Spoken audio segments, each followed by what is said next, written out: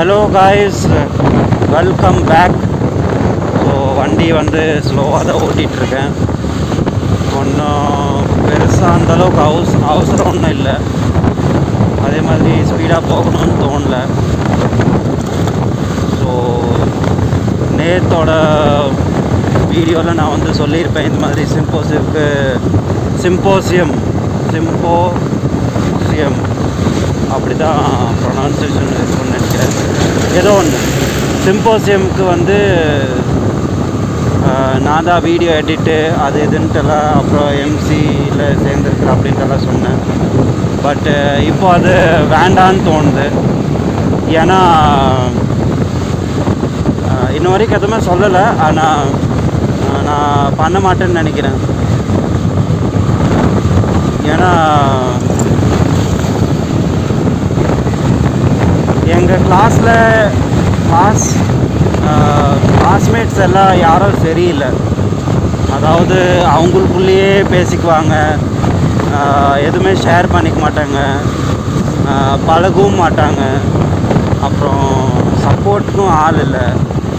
எனக்கு இருக்கிற ஒரே ஒரு ஃப்ரெண்டு மட்டும்தான். ஸோ அவனுக்கு நான், எனக்கு அவன், அவ்வளோதான். மற்றபடி மொத்த கிளாஸ்மேட்ஸை அட்லீஸ்ட்டு ஃப்ரெண்டாக கூட பழக வேண்டாம். அட்லீஸ்ட் ஒரு கிளாஸில் படிக்கிறோம், ஒரே கிளாஸில் இருக்கோம், அது மாதிரி பேசினாலும் பரவாயில்ல. மெயினாக கிளாஸ் பாய்ஸும் அதே மாதிரி தான். பாய்ஸோட பேச்சு வந்து கேர்ள்ஸ் கேட்குறாங்க, கேர்ள்ஸோட பேச்சு வந்து பாய்ஸ் கேட்குறாங்க. அந்த மாதிரி நீங்கள் சொல்லலாம், என்னடா அவன் சொல்கிறது கரெக்ட் தான், அப்புறம் என்னடா ஒற்றுமை இதுக்கு மேலே வரணும் அப்படின்ட்டு. அப்படி இல்லை.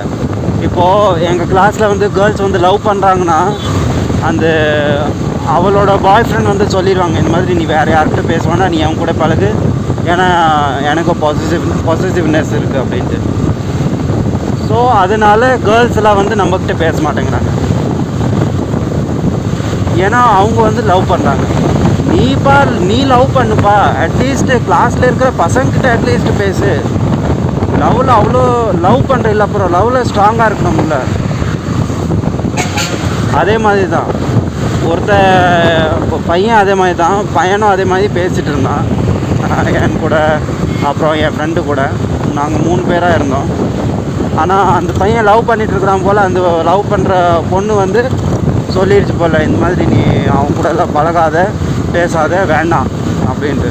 இவனும் அவன் பேச்சு கேட்டுட்டு, அவளோட பேச்சு கேட்டுட்டு அப்படியே வந்து இவனும் வந்து அப்படியே பேசாமல் இருந்துட்டான்.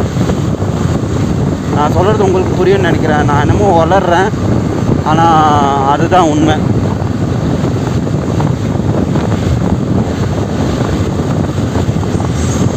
நான் இதுக்கு முன்னாடி எவ்வளோ ஸ்கூலில் படிச்சிருக்கிறேன். வெஸ்ட் பெங்காலில் படிச்சிருக்கேன்.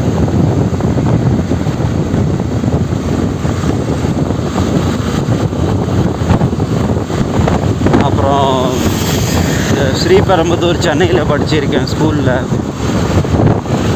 எவ்வளோ டைப்ஸ் பசங்களெல்லாம் பார்த்துருக்குறேன். எல்லாம் ஓகே தான். அட்லீஸ்ட் நீ பேசினாலாம் பரவாயில்ல, அட்லீஸ்ட் அவன் ஃப்ரெண்டாக கூட பழக தேவையில்லை, அட்லீஸ்ட் என்னை கலாய்க்கலாம், அது அந்த சாக்கில் நினச்சி பேசலாம். இங்கே வந்து ரொம்ப மோசம்.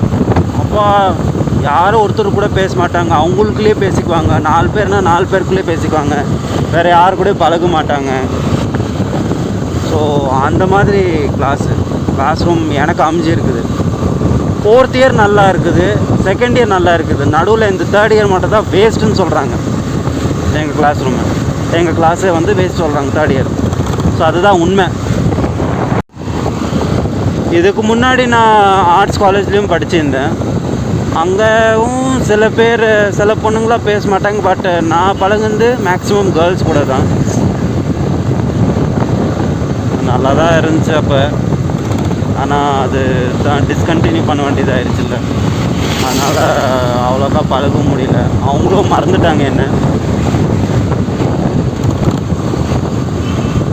என்ன சொல்கிறது.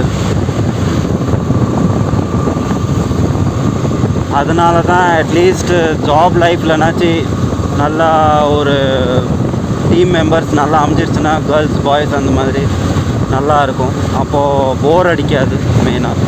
இல்லைன்னா ரொம்ப போர் அடிச்சிடும், வேலை செய்கிறதுக்கும் மனசு இருக்காது, நல்லாவும் இருக்காது. அடுத்த வீடியோவில் பார்ப்போம். தேங்க்யூ.